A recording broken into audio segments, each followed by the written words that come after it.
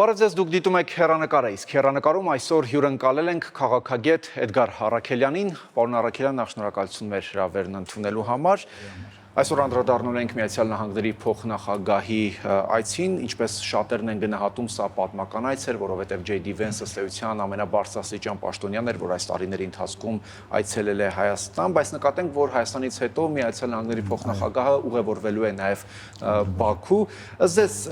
Հայաստան եւ Ադրբեջան հաջորդական այցը ինչ քաղաքական ուղերձ է պարունակում երկու երկրների համար։ Նախ այցը իսկապես պատմական էր ոչ միայն ռանգի առումով, հա, ամերիկյան բարձրաստիճան պաշտոնյայի, այլ նաև բովանդակության առումով։ Իսկ այցի ուրեմն ուղերձը կապված Հայաստան եւ Ադրբեջան այցի, ապա ակնհայտ է, որ այստեղ գնում են գործընթացներ աշխարհաքաղաքական, որը նաև տարածաշրջանային բնույթ ունի։ Բացի անհատական մակարդակում երկկողմ հարաբերությունների մակարդակից Միացյալ Նահանգներին հետաքրքիր է նաև տարածաշրջանը ոչ միայն առանձին պետությունները իրար հետ վերցրած, քանի որ այն նախագծերը, որոնք նախատեսում են Միացյալ Նահանգները իրականացնել այստեղ դրանք ունեն տարածաշրջանային բնույթ, ավելին դրանք դուրս են գալիս մեր տարածաշրջանից եւ ունեն մեծ առումով գլոբալ բնույթ, դա միջին կենտրոնական Ասիան, հարավային Կովկասի միջոցով, Թուրքիայի միջոցով Եվրոպային կապելն է եւ սա ունի ռազմավարական նշանակություն թե Միացյալ Նահանգների համար եւ թե Եվրոպայի համար, հետեւաբար այցը նաեւ եւ երկկողմ մակարդակի է եւ տարածաշրջանային հետաքրքրությունների ենթատեքստում։ Այն որ J.D. Vance-ը Հայաստան, հետո Ադրբեջան, արդյոք սա հավասարակշռման քաղաքականություն է, թե Վաշինգտոնը փորձում է միջնորդական ինչ-որ նոր փուլ սկսել։ Տեսեք, ընդհանրապես մենք տեսել ենք, որ երբ խոշոր պետությունների, գերտերությունների ղեկավարներ կամ բարձրաստիճան պաշտոնյաներ եկել են տարածաշրջան, նրանք միշտ փորձել են այդ պարիտետը պահել, որ Հայաստան այցելելով փորձում են այցելել նաև Ադրբեջան կամ հակառակը Ադրբեջան այցելելով փորձում են այցելել նաև Հայաստան, բայց այս այցելությունների նաև կարևորությունը կամ առանձնահատկությունը նրանում է, որ Միացյալ Նահանգները հատկապես 2025 թվականի օգոստոսի 8-ից հետո տարածաշրջանում ունի նախագծեր, որոնք այո եւ երկկողմ են Միացյալ Նահանգներ Հայաստան կոնկրետ թրիփը նկատի ունենք, որ թրիփը դա Միացյալ Նահանգներ Հայաստան նախագիծ է, բայց նաև այդ նախագծերը, ինչպես նշեցի, ունի նաև տարածաշրջանային բնույթ, այդ նախագծերում ներգրաված է նաև Ադրբեջանը, այդ նախագծերում հետաքրքրություն ունի Թուրքիան, այդ նախագծերից կարող է օգտվել օրինակ այլ երկրներ, տվյալ դեպքում Իրանը, կարող է նաև Վրաստանը օգտվել, բայց նախագծերը ունեն նաև տարածաշրջանային բնույթ, հետևաբար Միացյալ Նահանգները նաև տարածաշրջանն է դիտարկում որպես իր գործընկեր։ Այստեղ Իրանի ֆակտորը շատ նշվեց, նաև վարչապետի եւ Միացյալ Նահանգների փոխնախագահի հայտարարությունների ժամանակ թեման շրջանցվեց, նաև հենց նույն ամերիկացի լրագրողը այդ հարցն ուղեց Հայաստանի վարչապետին, այստեղ էլ փորձագիտական դաշտում շատ է խոսվում, որ Հայաստանը չդառնա աշխարհաքաղաքական բախումների խաչմերու կենտրոն, այսինքն չհայտնվի վերջո փակուղու առջև հաշվի առնելով, որ մեր հարևան Իրանի հետ ինչ հարաբերություններ մենք ունենք։ Ստեղ վտանգ կա թե ոչ ըստ։ Տեսեք, այստեղ կարող են որոշակի ռիսկեր լինել այն առումով, երբ որ օրինակ չհասկացվածության պահեր լինել Հայաստանի եւ Իրանի միջև եւ հաջորդ ամենաթերևս վտանգավորը, երբ որ մեր հայաստանյան որոշ շրջանակներ փորձում են այդ ամենը սրել եւ փորձում են այս հարաբերությունները դավադրաբար ներկայացնել որպես ըստ էության Իրանի դեմ գործողություններ, այս մարդիկ Հայաստանի ցանկացած սուվերեն քայլ փորձում են հակադրել որևէ գերտերության կամ խոշոր պետության շահերի, մոռանալով, որ այս ամբողջ պրոյեկտները դրանք նախ եւ առաջ պետքա բխեն եւ բխում են Հայաստանի Հանրապետության պետական եւ ազգային շահերից, բայց դրանով հանդերձ մենք տեսել ենք Իրանի պաշտոնյաների դիրքորոշումները, նախկինում արտգործնախարարության նախարարի եւ նախագահի հայտարարությունները, որ իրենց բոլոր ուրեմն անհանգստությունները փարատված են։ Վերջերս վրթովմունք էլ կարծես կար դեսպանի մակարդակով։ Ես կարծում եմ, որ դրանք մեծ առումով հիմքեր չունեն, քանի որ Հայաստանը բազմիցս հայտարարել է, որ Հայաստանը չի կարող լինել մի երկիր, որը պետքա դիրքավորվի բարեկամ Իրանի դեմ, եւ ես կարծում եմ այդ շրջանակները պետքա նման պետությունների փնտրեն թեկուզ մեր տարածաշրջանում այլ տեղերում եւ դա բնավ էլ Հայաստանը չի եւ Հայաստանը չի դառնալու հաշվի առնելով թե կարևորությունը Իրանի մեր համար եւ թե մեր բարեկամական հարաբերությունները Իրանի ժողովրդի հետ եւ մեծ առումով այս նախագիծը նաեւ Իրանի համար է, այս նախագիծը նաեւ Իրանին է ձեռնտու, քանի որ այս նախագծերով երբ որ կապա շրջափակվի տարածաշրջանը, Իրանը նաեւ երկաթգծային ելք ունենա դեպի Սև ծով ու մեծ առումով այս արևմտյան ներդրումներից օգտվում է նաեւ Իրանը, նույն հյուսիս-հարավի այդ հատվածը, որ հիմա կառուցվում է, նաեւ որտեղ կան նաեւ որոշակի հսկայական նաև արևմտյան գումարներ, մենք գիտենք, որ իրականացնում է այդ պրոյեկտը իրանական կազմակերպությունը կամ Հայաստան-Իրան սահմանի վրա կառուցվում է այդ նոր մաքսակետը, անցակետը, որը եթե չեմ սխալվում, մոտ 25 միլիոն եվրոյի ուրեմն նախագիծը, որը ելի իրանական ընկերություններն են ներգրաված դրա շինարարության մեջ ու այսպես շարունակ։ Ես հիշում եմ Իրանի նախկին նախագահի դեսպանի հայտարարությունը, ով նշեց, որ մենք դենք չենք տարածաշրջանային համագործակցությանը եւ ներդրումներին, առավել եւս երբ որ մենք այդ ներդրումներից օգտվելու ենք եւ ըստ էության նաեւ մեր կազմակերպություններն են մասնակցելու, եթե նույնիսկ արևմտյան դրանք ուրեմն ներդրումներ են։ Իսկ ինչ վերաբերում է TRIP-ին, ես կրկնեմ, որ TRIP-ը բացում է տարածաշրջանը, TRIP-ը բացում է Հայաստանը, դրանք հնարավորություններ են, որից կարող է օգտվել նաեւ Իրանը։ Հաշվի առնելով նաև ձեր մատնանշած քայլերը, գործողությունները Միացյալ Նահանգների կողմից, կարող ենք ասել, որ Միացյալ Նահանգները հավակնում է Հարավային Կովկասում որպես հիմնական խաղացող դառնալ։ Այդպիսի հեռանկար դուք տեսնում եք կամ գուցե ցանկություն Միացյալ Նահանգների կողմից։ Տեսեք, ես կարծում եմ, որ Միացյալ Նահանգները երբեք էլ հեռու չի եղել Հարավային Կովկասից, չնայած նրան, որ էլի հայաստանյան որոշ շրջանակներ սա Ռուսաստանի, այսպես ասած, տարածաշրջանն էր համարվում։ Հասկանալի է։ Գիտեք, եթե որևէ գերտերություն, որևէ տարածաշրջանում պատասխանատվություն է վերցնում, ինքը պետքա պատասխանատվությամբ վերաբերվի դրան, ոչ թե ապավինի նեղ կարճաժամկետ ինչ-որ պրոյեկտների, իսկ Միացյալ Նահանգների տարբերություն Ռուսաստանի ունի երկարաժամկետ գծված նախագծեր, որոնք հետևողականորեն կյանքի է կոչում, եւ եթե որևէ տարածաշրջանում Միացյալ Նահանգները որևէ երկրի դաշնակից է, ապա մենք չենք տեսել մի դեպք, երբ որ Միացյալ Նահանգները անհրաժեշտ պահի մենակ է թողել իր դաշնակցին կամ օգնության չի հասել եւ այստեղ է որ տարբերություն կա Միացյալ Նահանգների քաղաքականության եւ Ռուսաստանի քաղաքականության եւ եթե Ռուսաստանի ազդեցությունը տարածաշրջանում ինչ որ առումով նաեւ թուլացել է, ապա դա բնավ էլ Միացյալ Նահանգների ուրեմն գործողությունների արդյունքում չի, դա բնավ էլ Հայաստանի գործողությունների արդյունքում չի, պարզապես Ռուսաստանը ըստ էության ձախողել է իր ռազմավարական առումով ձախողել է իր քաղաքականությունը այս տարածաշրջանում, երբ որ իր դաշնակցի հետ վարվել է այնպես, ինչպես որ վարվել է։ Իսկ դա իր դաշնակցին ցույց է տվել, որ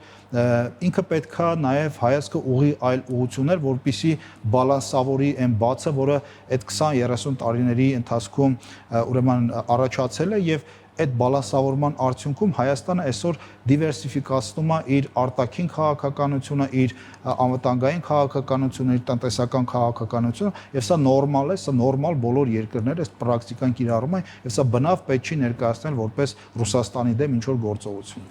Ռուսաստանից եղել է արդեն արձագանք, այդ երկրի փոխարգործնախարար Գալուզինը թվարկել է, որ օրինակ ռուսներն են Հայաստան-Իրան սահմանին, երկաթուղին ռուսական ընկերությունն է կառավարում, Հայաստանը ԵԱՏՄ-ի անդամ է եւ վերջում ըստ էության սահմանափակում է, որ առանց Ռուսաստանի Հայաստանը չի կարող։ Տեսեք, ռուսական պաշտոնյաները ըստ էության պաշտոնյաների խոսքի ենթատեքստում մի տեսակ շանտաժի ուրեմն տարեր է պարունակում ու այն ինչի մասին թվարկեց Գալուզինը, նույն սահմանապահները, նույն երկաթգիծը։ Նախ սկսենք այնտեղից, որ այդ երկաթգիծը Հայաստանի Հանրապետության սեփականությունն է, եւ այդ սեփականությունը մի կողմ թողնենք, թե ինչ պայմաններում եւ ինչպես է տրվել մինչեւ 2038 թվականը 2008-ից տրվել է կոնցեսիա, ինչ ուրեմն ներդրումներ պետք է անային եւ այլ։ Մի կողմ թողնենք այդ հանգամանքը, այդ երկաթգիծը ոչ թե Ռուսաստանի սեփականությունը, որ ինչպես ուզի այնպես կարող է վարվել, այդ երկաթգիծը տրվել է Ռուսաստանի կառավարմանը, ռուսական երկաթգծերի, որպիսի արդիականացվի եւ Հայաստանը կոմունիկացիոն առումով դարձնի շատ ավելի շահավետ, ոչ թե արգելակի այն պրոյեկտները, որոնք իրականացնում է Հայաստանի Հանրապետությունը կամ այդ սահմանապահները Հայաստանում նրա համար են, որպեսզի կոնկրետ տեղերում ապահովեն Հայաստանի Հանրապետության սահմանային անվտանգությունը, ոչ թե արգելակեն Հայաստանի Հանրապետության ուրեմն տնտեսական եւ աշխարհաքաղաքական զարգացումը։ Նույնը ԵԱՏՄ-ի հետ կապված պետք է մեր ռուս գործընկերները հիշեն, որ այնպես չի, որ Հայաստանը այդպես մեծ ցանկությամբ է գնացել ու դարձել ԵԱՏՄ անդամ։ Մենք հիշում ենք 13 թվականին, թե ինչպես ուրեմն ասոցիացիան համաձայնագիրը բանակցված եւ պատրաստ էր եւ պետք է ստորագրվեր եւ մի գիշերվա ընթացքում Սերժ Սարգսյանը որոշեց, որ ուրեմն Հայաստանը պետք է դառնա ԵԱՏՄ-ի անդամ տարբեր ըստ տեղեկությունների, տարբեր ճնշումների արդյունքում։ Եվ ահա այս գործիքները կամ այս ինստիտուտները, որում Հայաստանը կա, դրանք պետք է ծառայեն Հայաստանի զարգացմանը, ոչ թե Հայաստանի զարգացման արգելակմանը։ Եվ եթե Հայաստանի Հանրապետությունը կտեսնի, որ որևէ ինստիտուտ սաբոտաժի է ենթարկում կամ արգելակում է Հայաստանի Հանրապետության զարգացումը քաղաքական, տնտեսական եւ անվտանգային առումներով, ապա ես կարծում եմ Հայաստանի Հանրապետությունը շատ կարևոր հետևություններ կանի եւ որոշումներ կկայացնի։ Պարոն Առաքելյան, միջուկային ոլորտում համագործակցության մասին համաձայնագիր կնքվեց Հայաստանի եւ Միացյալ Նահանգների կառավարությունների միջև, ըստ էության դա նաեւ վերաբերվում է մոդուլային ատոմակայան հիմնելուն։ Հիմա Ռուսաստանից եղել է հայտարարություն նույն գալուզինի շուրթերով, որ միջուկային էներգետիկայից հրաժարվելը կարող է թանկ նստել ազգային տնտեսության վրա եւ որ նոր էներգաբլոկի կառուցման համար ռուսական առաջարկներին իրական այլընտրանք չկա։ Սա չի դառնում կռվախնձոր արդեն իսկ։ Տեսեք, այստեղ բնականաբար խոշոր ներդրումների մասին է խոսքը գնում եւ այսօր եթե վերցնում ենք տեխնոլոգիական առումով, ապա ակնհայտ է, որ աշխարհի համար առաջին տեխնոլոգիապես զարգացած պետությունը դա Միացյալ Նահանգներն են։ Այսօր Միացյալ Նահանգներն է թելադրում աշխարհի 21-րդ դարի տեխնոլոգիաները սկսած արհեստական բանականությունից, այդ չիպերից վերջացրած էլի միջուկային տեխնոլոգիաները եւ հետեւաբար Հայաստանը ասել է, որ ես ուզում եմ օրինակ կառուցել ատոմակայան, առաջարկներ տվեք, տարբեր երկրներ առաջարկներ են արել եւ Հայաստանը ըստ իր ազգային պետական շահերի, ըստ իր տնտեսական հետաքրքրությունների որոշում կկայացնի։ Իսկ ինչ վերաբերում է, էլի տեսեք, էլի կրկնեմ, որ այստեղ էլի շանտաժի մեթոդներ կան։ Հայաստանը երբեք չի հրաժարվել ինչ որ ատոմակայանից կամ նոր ատոմակայան կառուցելուց, իսկ մյուս կողմից ես իմ անձնական տեսակետը որպես նաև քաղաքագետ կարող եմ հայտնել, տեսեք, Ռուսաստանը անվտանգային ոլորտում ցույց է տվել, որ ինքը, այսպես ասենք, առնվազն վստահելի գործընկեր չէ։ Մենք ունենք օրինակ, երբ որ Հայաստանի Հանրապետությունը մի քանի 100 միլիոն դոլար է վճարել, որպեսզի ստանա զենք եւ զինամթերք Ռուսաստանից, դա դեռևս 2021 թվականներին, երբ որ Հայաստանը անվտանգային առումով գտնվում էր ըստ էության ճգնաժամի մեջ, բայց մեր ռազմավարական գործընկերը մինչեւ հիմա այդ մատակարարումները չի արել, ավելին օրեր առաջ Ռուսաստանի նախագահ պատճառաբանում են, որ Ուկրաինայով է զբաղված, բայց օրեր առաջ Ռուսաստանի նախագահ հայտարարեց, որ